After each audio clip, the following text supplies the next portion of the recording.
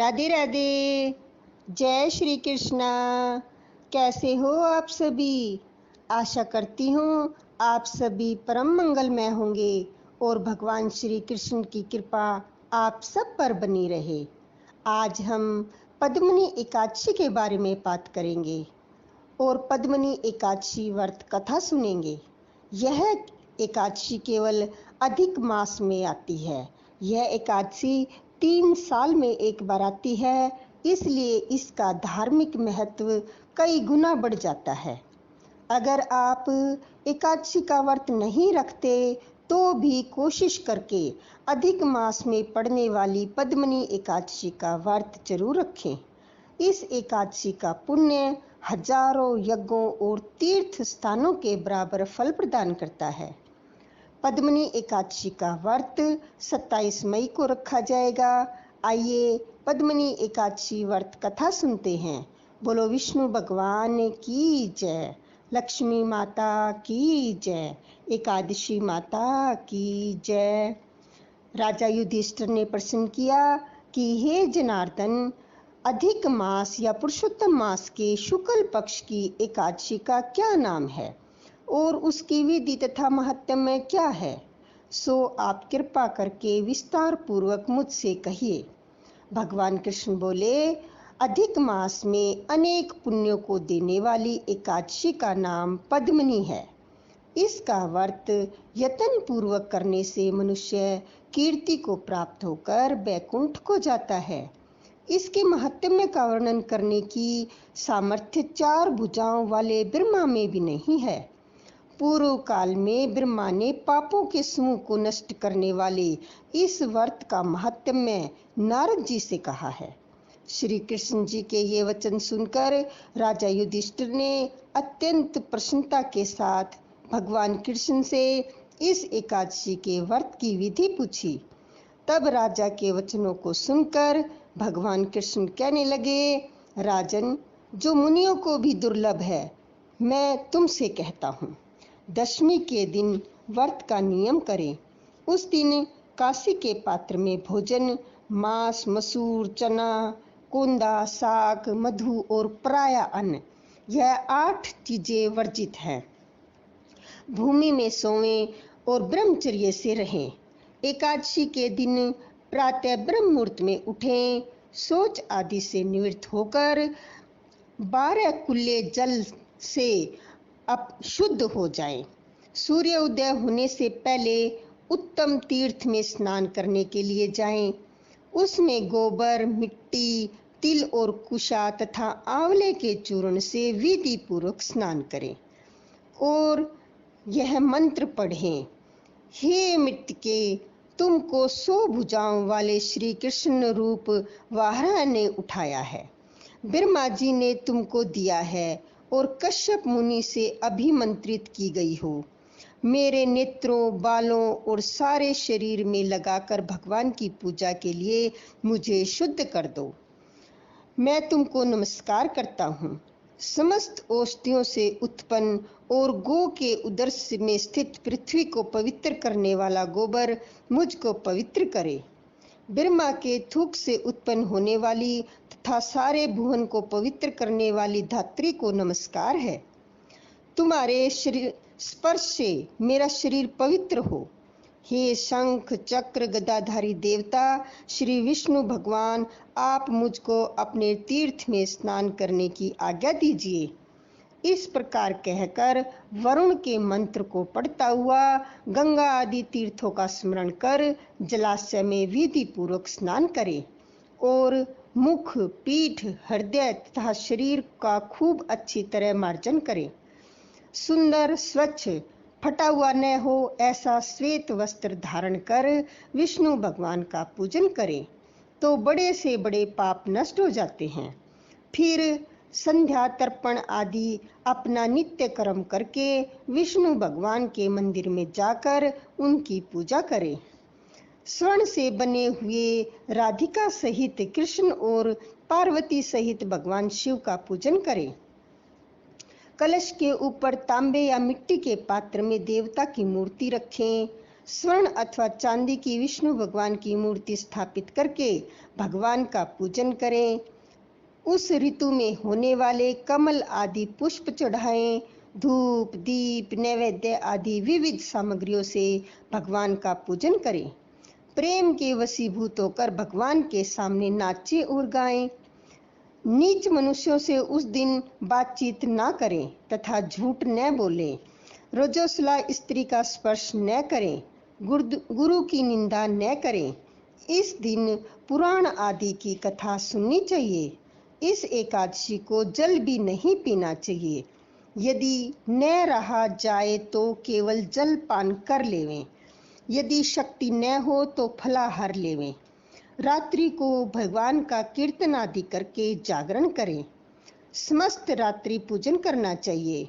प्रथम पहर की पूजा में नारियल, दूसरे पैर की पूजा में बेलपत्र, तीसरे पैर में सीताफल और चौथे पहर में सुपारी तथा नारंगी अर्पण करनी चाहिए। प्रथम पहर का पूजन करने से अग्निष्टक यज्ञ का फल प्राप्त होता है। दूसरे पैर से वाजपेयी यज्ञ का, तीसरे पहर से अश्वमेघ यज्ञ का और चौथे पैर में पूजन तथा जागरण करने से राजसूय यज्ञ का फल प्राप्त होता है। इस व्रत से बढ़कर कोई यज्ञ, तप, विधा तथा पुण्य नहीं है। जिसने इस एकादशी का व्रत किया उसने पृथ्वी के सारे तीर्थ और क्षेत्रों का दर्शन व स्नान कर लिया। इस प्रकार सूर्य उदय तक जागे और सूर्य के उदय होने पर उत्तम तीर्थ में जाकर स्नान करें तथा विधि पूर्वक भगवान का पूजन करें। श्रेष्ठ ब्राह्मणों को भोजन करावें। जो घड़ा आदि है उसका पूजन करके ब्राह्मण को दान देवें। जो मनुष्य इस विधि से इस व्रत को करते हैं उनका यह व्रत सफल हो जाता है तथा अंत में मुक्ति को प्राप्त होते हैं। भगवान कहते हैं कि हे राजन, तुमने मुझसे पुरुषोत्तम मास के शुक्ल पक्ष की एकादशी के व्रत की विधि पूछी, वह मैंने वर्णन कर दी। कृष्ण पक्ष की एकादशी के व्रत की भी यही विधि है। जिसने पद्मिनी एकादशी के व्रत को कर लिया मानो उसने सब व्रतों को कर लिया। अब इस पद्मिनी एकादशी की मनोहर कथा तुमसे कहता हूँ। एक समय कीर्तिवीर्य ने रावण को बंदी गृह में बंधन कर रखा था। उसको पुलस्त्य जी ने कीर्तिवीर्य से विनय करके छुटाया।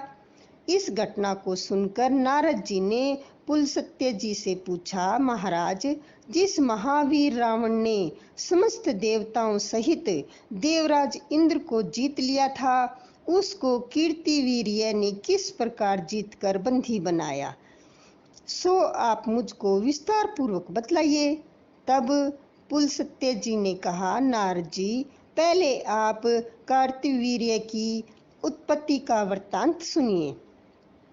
पूर्व काल में त्रेता युग में है नामक राजा के वंश में कीर्तिवीर्य नाम के राजा महिष्मतीपुरी में राज्य करता था। उस राजा की 1000 परम प्रिय स्त्रियां थी, परंतु उनमें से किसी भी के भी कोई पुत्र नहीं था। सो राज्य भार को संभाल सके। देवता, पितर, सिद्ध तथा अनेक चिकित्सकों आदि से राजा ने पुत्र प्राप्ति के लिए प्रयत्न किए, परंतु भाग्यवश राजा के कोई भी पुत्र नहीं हुआ और सब यत्न असफल रहे। पुत्र के बिना उसको सारा राज्य दुख में प्रतीत होता था। जिस प्रकार भूखे आदमी को भोग विलास सुखी नहीं कर सकते, तब राजा को यह ज्ञान उत्पन्न हुआ कि तप से सब अभिष्ट फल की सिद्धि हो सकती है। राजा को वन में तपस्या के लिए जाते हुए देख उसकी एक परम प्रिय रानी इक्ष्वाकु वंश में उत्पन्न हुए राजा हरिश्चंद्र की पद्मिनी नाम वाली कन्या राजा के साथ जाने को तैयार हो गई और दोनों ही अपने अंग के साथ सुंदर वस्त्र और आभूषणों को त्याग कर वत्कल धारण कर गंधमादन पर्वत पर चले गए। राजा ने उस पर्वत पर जाकर 10,000 वर्ष तक तप किया, परंतु फिर भी पुत्र की प्राप्ति नहीं हुई। तब उस पतिव्रता रानी पद्मिनी ने अपने पति के शरीर में केवल चमड़ा और अस्थि मात्र शेष देखकर महासाध्वी अनुसुईया जी से नम्रता पूर्वक पूछा कि हे साध्वी, मेरे पति की तपस्या करते हुए 10,000 बीत गए हैं, परंतु भगवान फिर भी किसी तरह से प्रसन्न नहीं हुए। सो आप कृपा करके कोई ऐसा व्रत बताइए जिससे भगवान मुझ पर प्रसन्न हो और मेरे चक्रवर्ती पुत्र उत्पन्न हो। उस कमल नयनी पद्मिनी से अनुसुईया जी बोली कि हे सुंदरी, 12 मास से अधिक मल मास होता है जो 32 मास पश्चात आता है। उसमें द्वादशी युक्त पद्मिनी और परमा नाम की शुक्ल पक्ष और कृष्ण पक्ष की 2 एकादशियां आती हैं। शुक्ल पक्ष की एकादशी का नाम पद्मिनी है। तुम जागरण सहित उसका व्रत करो। इस व्रत के कारण पुत्र देने वाले भगवान तुम पर प्रसन्न होकर शीघ्र ही पुत्र देंगे। इसके पश्चात अनुसुईया जी ने रानी से व्रत की सब विधि कही। उसको सुनकर वह सुंदरी रानी पद्मिनी पुत्र प्राप्ति की इच्छा से इस व्रत को करने लगी। वह सदैव एकादशी को निराहार रहकर रात्रि भर जागरण करती। इस प्रकार व्रत के समाप्त होने पर भगवान विष्णु प्रसन्न होकर गरुड़ पर आरूढ़ होकर उसके पास आए और वर मांगने के लिए कहा। भगवान की सुंदर वाणी सुनकर उस पतिव्रता ने उसकी स्तुति करके विनय की कि महाराज, आप मेरे पति को वरदान दीजिए। तब भगवान बोले कि हे सुंदरी, मल मास के समान मुझको और कोई मास प्रिय नहीं। जिसमें जो प्रीति को बढ़ाने वाली एकादशी का व्रत तुमने अनुसुईया जी के कथनानुसार किया है तथा जागरण भी किया है, इस एकादशी से अधिक प्रिय मुझको कोई वस्तु नहीं। अतः मैं तुम पर अत्यंत प्रसन्न हूँ। ऐसा कहकर संसार के दुखों का नाश करने वाले श्री विष्णु भगवान ने राजा से कहा, हे राजन, जिससे आपका मनोरथ सिद्ध हो वही वर मांगो, मैं अत्यंत प्रसन्न हूँ। तब राजा ने उनको नमस्कार किया और ऐसे विशाल भुजाओं वाले बलशाली पुत्र का वर मांगा और कहा कि प्रभु, यह पुत्र ऐसा हो कि आपके अतिरिक्त देवता, मनुष्य, नाग, दैत्य, राक्षस आदि किसी से न मरे। राजा की यह बात सुनकर भगवान वरदान देकर अंतर्ध्यान हो गए। इसी वर के प्रभाव से पद्मिनी के कार्तिवीर्य पैदा हुआ। तीनों लोकों में भगवान के अतिरिक्त उसे जीतने में कोई भी समर्थ नहीं था। तब यदि 10 कंधर रावण कार्तिकेय से पराजित हो गया, और कौन सी आश्चर्य की बात है, क्योंकि महाबली कार्तिवीर्य देवताओं के भी देवता भगवान के विष्णु के वर से जन्मे हैं। इतना कहकर पुलस्त्य मुनि अपने आश्रम को चले गए। श्री कृष्ण जी कहने लगे, हे अनग, जो मल मास की एकादशी का महात्म्य तुमने पूछा था, सो सब मैंने तुमसे कहा। जिन मनुष्यों ने मल मास के शुक्ल पक्ष की एकादशी का व्रत किया है, जो इस संपूर्ण कथा को पढ़ते या सुनते हैं, वे भी यश के भागी होकर विष्णु लोक को प्राप्त होते हैं। बोलो विष्णु भगवान की जय। एकादशी माता की जय।